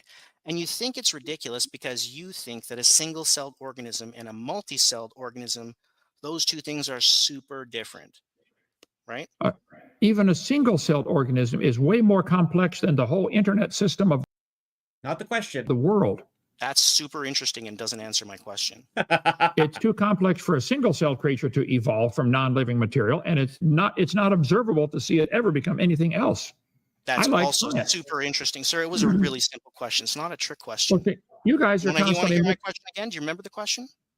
You just said you believe you're related to an amoeba. That is a religious belief. That's not science. Why do Sir, you the want to mix question it I in a asked you, science book? sir, Why do you the want to mix question it I in? asked you. You're polluting our science books. Oh, Okay, sir. ask the question. You told me to ask you the question. Are you related to an amoeba? And I did. You You tempt are me with related your to an amoeba. siren songs. Okay, I'm sorry. Start over. Go ahead. I'd love to get into that too, but Your siren songs. Under the sea, under the sea. the question I asked you was, the reason you think it's ridiculous is because you think that single-celled organisms and multi-celled organisms are super different, right? No. The reason I said it's ridiculous is because it's never been observed, and we know of all kinds of biological barriers where it can't happen. So if you wish to believe it, you can believe it, but it's ridiculous to believe such a thing. Right. And then why is it ridiculous? That's my question, sir. I thought it was Okay. because you think that single-celled organisms like amoeba and multi-celled organisms like humans are super different. Isn't that the reason why you think it's ridiculous? That's one of many reasons why it's Great. ridiculous. It's Okay. one of them. That's fine. One of the reasons. Another one of the reasons is because nothing brings forth other than according to its kind, right? That's all anybody's ever observed. Yes, sir. Right. So, for example, there are zero, nada examples of multicellular creatures that spontaneously have some portion of their anatomy suddenly turn into single cell creatures. Not one arm, not one leg, not one cell, right? Well, no, multi-celled creatures can produce single-celled things like sperm and eggs, which have an incredible. That is not the same thing, Kent. They're not producing a single-celled thing. It's part of the human body until it is ejected. It's not a different organism. Because guess what? It contains the DNA of the person. That's kind of the whole point with sperm, is that it contains a copy of that man's DNA. Code that then make another. Or trans woman's DNA. Their whole individual of that same kind. Yeah. So I don't. Did you ask? Was your question? No, that's not my question. No. Okay, what I'm asking you is, no. I'm not asking you about sperm and eggs. No, that would be unfair. No. What I'm asking you is, if let's say my arm suddenly collapsed into being a puddle of goo because all of the cells went back to being single-celled creatures, right? That would be an example of my arm turning into a different kind, right? You're not going to look at that puddle of goo that's just a bunch of single-celled creatures and say like, oh, that's just human, are you? Well, your arm could certainly be disintegrated into single cells. Each one would have 46 chromosomes if they're still alive. They would still be recognizable as coming from a human, but each one is not a human. Is your arm a human? No, your whole body is considered human. Again, it's definition of terms. Then why did you say that a sperm is a separate single-celled organism? Exactly as a human. But no, all human cells, except for sperm and eggs, have 46 chromosomes. They have 23. Oh, no, that's true. Right. And so regardless of the fact that they're otherwise genetically similar to humans, if all of the cells in my arm just decided we're gonna go back to being single-celled organisms, they would then be a different kind, right? single-celled organism that's living as a single-celled organism, whether or not it has other genetic similarities to humans, that's a different kind, right? Well, if all the parts of a car fell apart and I found a bolt on the highway and said, "Is this a car?" Well, this is part of a car, but it's not. This is not a car. Together they make a car. All your cells together make an arm. So would we still call each cell an arm? I don't think so, Your Honor. All right. So the answer to my question is yes. No, it was. Is that why I'm asking you? If your arm turned into a pile of single cells, would each one Living be as single cells, right? Living as Living- single cells. Well, I don't think they could, but I know. again, you you're don't think you're off in fairy tale land. This doesn't I know. happen. In SpongeBob, I just want to know if that happened, right? If that happened, then that would count, right? I think we would be able to recognize these cells came from a human. Like you can Who probably cares recognize if you that. can recognize where they came from? I want to know what they are right now. They're a different kind, right? No, they're single cells that came from a human. Then why is the sperm that came from a human, why do you think that counts as a different organism? It's unbelievable how much of a contrarian he is. He cannot answer this because I think he knows where, or suspects where it's going. So you're okay. Well, then why is it ridiculous for me to say that I'm related to an amoeba if you're saying that I am the same kind as a bunch of single cells? I didn't say that. You are made up of probably several trillion single cells that are each really complex. And So you're saying that single cells can come together to form structures, and those structures can form a multicellular organism? Well, you know that multicellular organism of a human started as a single cell, right, Kent? So I think maybe we have observed a single-celled organism becoming multicellular. together they make you. And so that's, I think, amazing. And Right. if they went back to single cells, we would call you dead. Right. So, Okay. sir, let me try and look. If evolution were correct, and a human is just a colony of single-celled organisms that were somehow rounded up and given jobs, then it stands to reason that some of those cells, some of the time, ought to go on strike and just say, we don't want to be part of this human anymore. We want to do our own thing and just go back to being unicellular. But we don't see that, right? You started off with a false definition that a human is a colony of single cells. I think it's way more complex than that. They are designed to fill their function. The lug nuts on my car are designed to hold on the wheel, you know. So I think each of the parts of your body is specially designed to make a human. But again, we don't observe this happening. And you're going backwards from human to single cell. That's disintegration. So what? Let's take it from a single cell to human. Where are the No, examples? let's take it this way. Like, I mean, what does it matter whether I'm going this way or that way? You say that I can't do it either way, right? Are you? No. You know, We let see- me ask you that question then. Are you suggesting to me, sir, that things can change kinds as long as it involves a loss of information? So it's No. entirely possible for a human to go into being a bunch of single-celled organisms? Are you saying that's possible? I'm saying a human can disintegrate into single cell. They would each of the cells would then die because they're designed to work together. They rely on a blood supply that something else is producing. So each cell cannot live by its own. If I cut off a piece of my skin, it won't keep living. It'll, even though. And if it did, it would be a different kind, right? I don't know. I'd be cautious with that answer. It doesn't happen. Right. I know it doesn't happen, sir. It's like, Kent, are you aware of what a hypothetical question is? You know what? Well, then I might have the convinced debate. myself here. I might have convinced myself, but I just want to know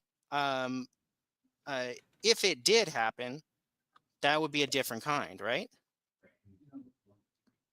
Oh, right here. Sorry, I got the wrong one.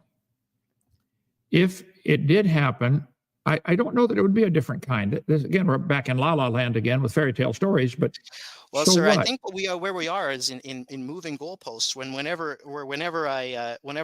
we establish something, you know, all of a sudden, if I ask you whether anything qualifies, even the most fantastical example, even a cow jumping over the moon or an arm collapsing into a puddle of cells, you're not willing to say that that qualifies as a different kind because you're afraid that I'm going to come up with an example that is exactly that.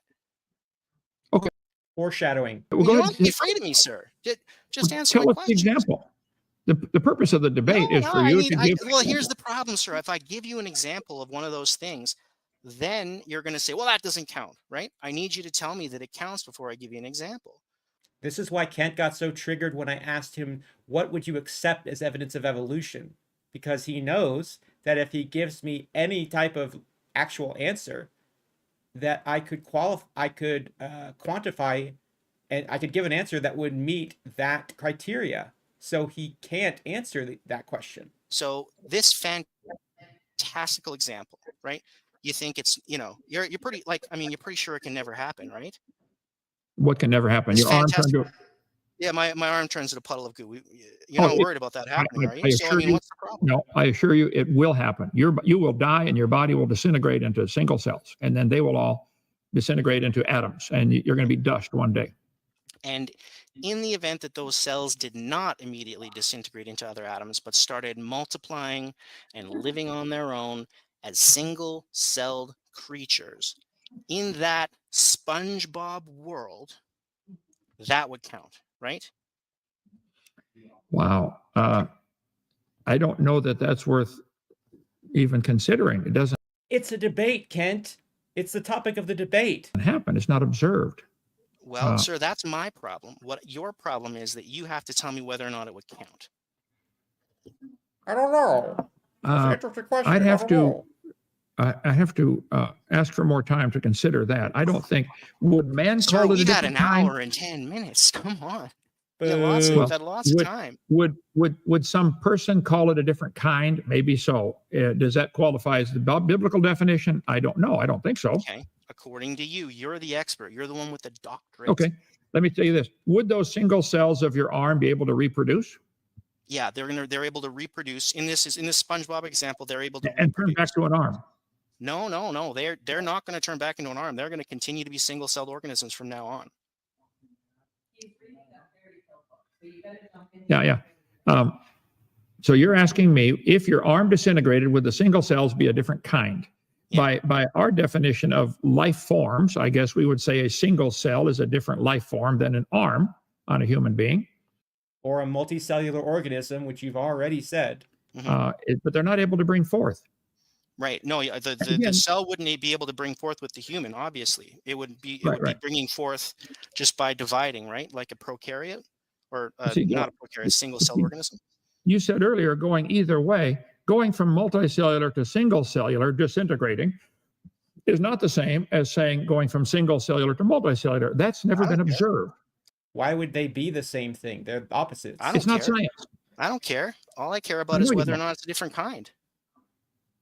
So you're telling me, and I just want to nail this down. You're telling me that if cells in my body decided they're not going to cooperate and be part of my body anymore, they're going to do their own thing, they're going to live as single-celled creatures, that's a different kind. Those cells are a different kind, right? I will give that a qualified yes. To my understanding of your question, Your Honor, I think that is probably a different kind. Okay. All right. And it wouldn't even have to be the whole limb or whatever that suddenly drops multicellularity. Okay. Even if just a single cell were to do it, that'd be enough, right?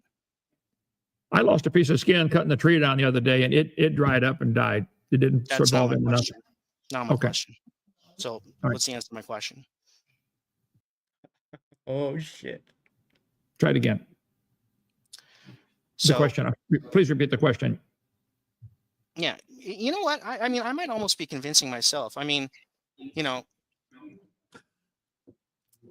like, so in scientific terms, to evolutionists, you know what? I'm going to change sides. I'm on your side now, Dr. Hovind.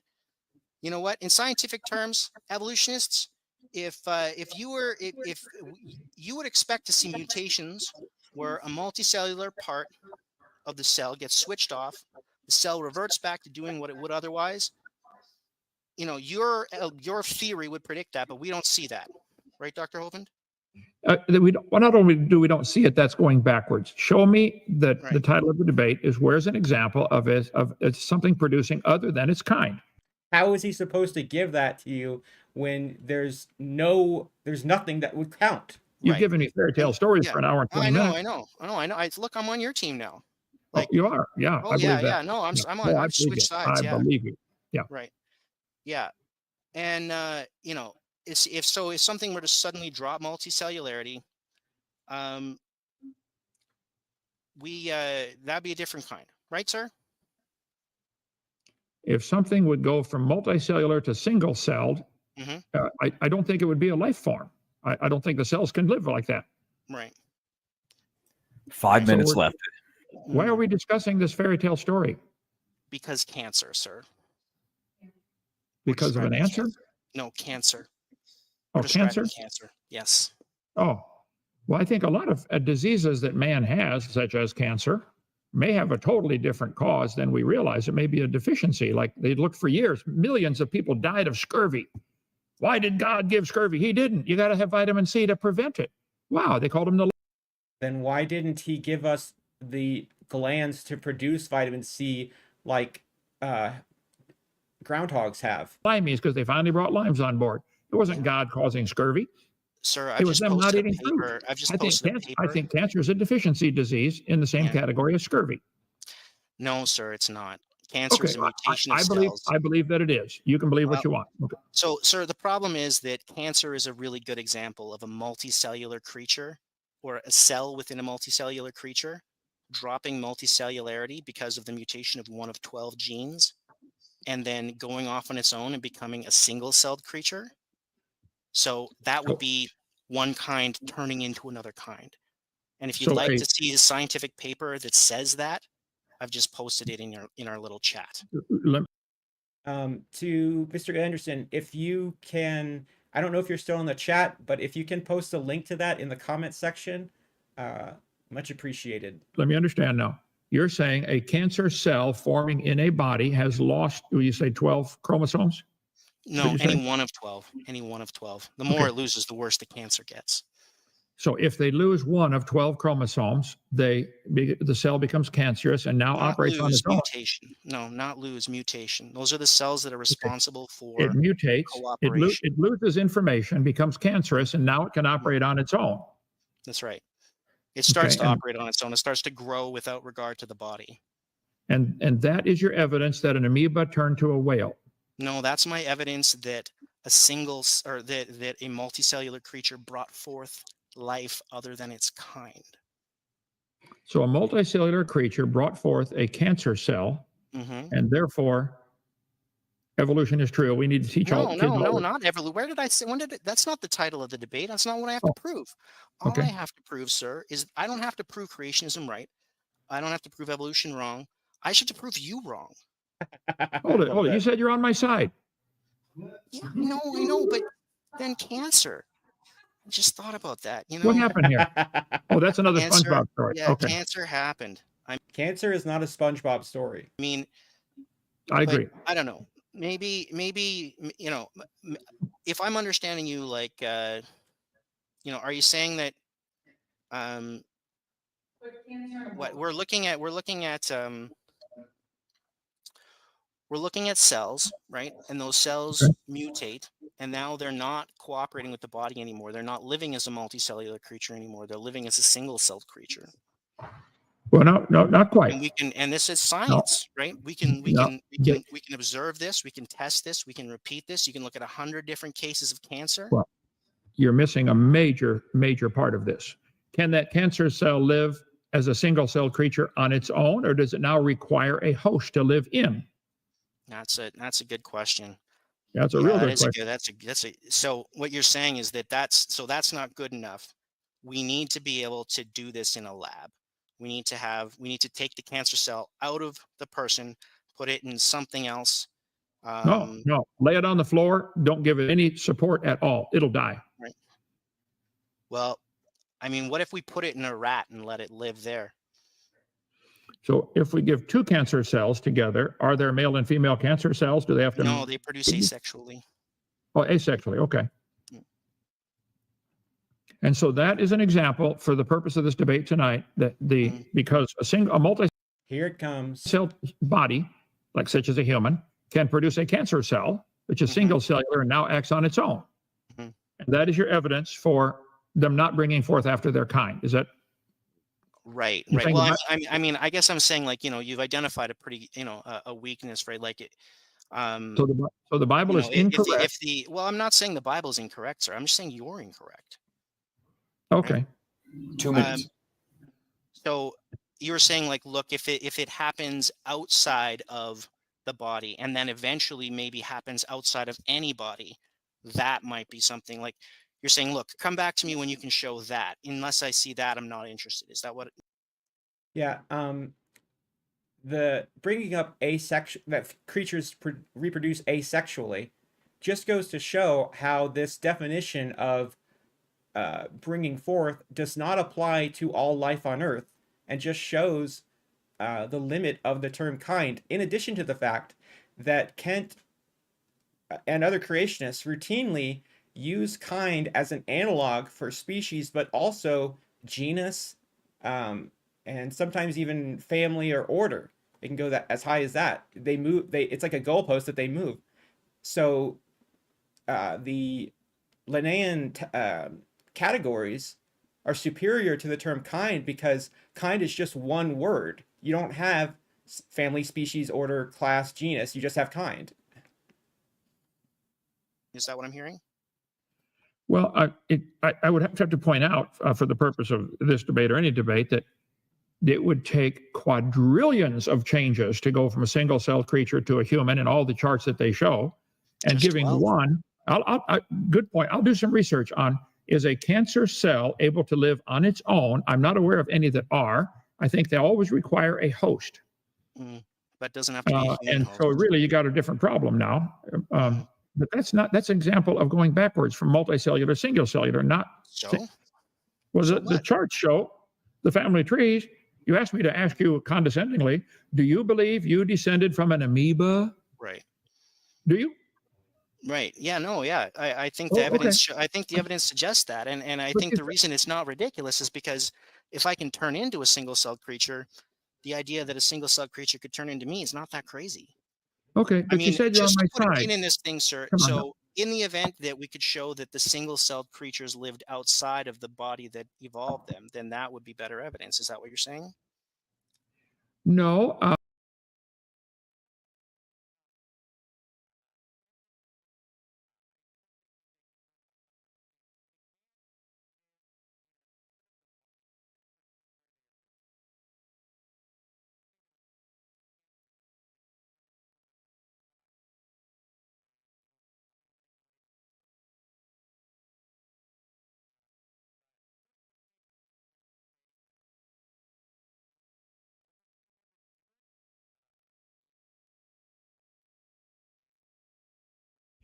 Sorry, guys. I told you, didn't I say that I would mess up the stream?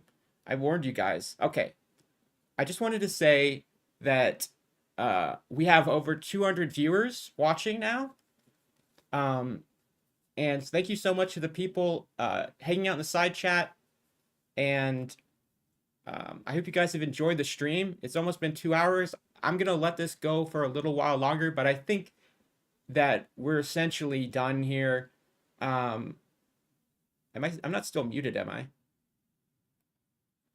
I'm saying I'll do some research on that. I think the answer most people would say so far, if you take a cancer, don't they cut out cancer to save a person's life? Sure, but they also You guys should have told me. I would have raised the volume of Kent's video earlier. study cancer to see if they can prevent it. And one of the things they studied was Right. Oh, how yeah. does it So start when and they why cut does the it cancer start? out, does it keep living forever? Does it start making more cancerous tumors? I don't know if I was muted when I was saying this, but cancer cells can't live outside the body, but they can live in other parts of the body.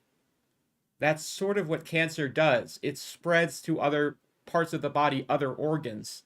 And that's a particularly big problem when it spreads to, like, the brain, for example, or the lungs, or the uterus. Uterine cancer can be very bad. Same thing with liver, kidney cancer. Or rectal cancer. I don't know, prostate cancer. You should definitely get a colonoscopy if you haven't had one and you're over the age of like 45. I think that you should definitely get one of those because early detection is the key to preventing cancer. And I think most of us probably have a relative that has, or know someone that has a relative who's died of cancer. So, take care of yourselves. That's a really good question, sir. I'm going to send you another paper to read. And yeah, basically that's what happened. He will not read it. Okay. Okay. So I think that's probably pretty much it for tonight, Donnie and Matt. We've gotten to where we've gotten to where I was hoping to get to for tonight. So I'm happy to stick around and let Dr. Hovind ask me any questions that he likes. And I expect naturally that you'll want. Okay. See, I'm still messing up the thing. Okay, so this is probably one of the longest streams I've ever done, but it was really important for me to show this debate up until the ending, because I think it's just I've never quite seen somebody spend this long building an argument during the debate, and the payoff for it was really quite excellent, even though Kent never really gives says yes to an example where he says, would this count as a different kind? But that's sort of the point of the debate, is that the topic of the debate is for Anderson to give an example of something producing a different kind, which by Kent's own admission is impossible to satisfy. So I know that Kent's fans must have hated this debate, and they somehow think Kent won this debate, even though he obviously just was on the defensive the entire time. But thank you so much to the people who sent super chats. Thank you to the people hanging out in the side chat. Like I said, we have over 200 viewers watching. So thank you guys so much for the support of my channel. And I really do plan on uploading more regularly now, because I've been feeling a lot better physically and mentally, like I said, since I had my therapy. And I think that I feel a lot more motivated to come and hang out with you guys. So like the video, subscribe to the channel if you haven't already. I'm hoping that we can get to maybe 9,000 subs before the end of the year. I don't know if it'll happen, but that would be awesome. And then I'm creeping up on 10,000 slowly. It's crazy to think about, and that's going to be pretty far off, but that's closer than I've ever been, and it's definitely a goal of mine. So definitely sub to the channel if you haven't. If you're watching this stream as a replay, leave a comment telling me, who do you think won the debate? What do you think about the debate, and do you think that Anderson did a good job, or do you think that he could have done something better? Let me know your thoughts, and I will just see you guys in the next video. So peace out. Thanks for watching.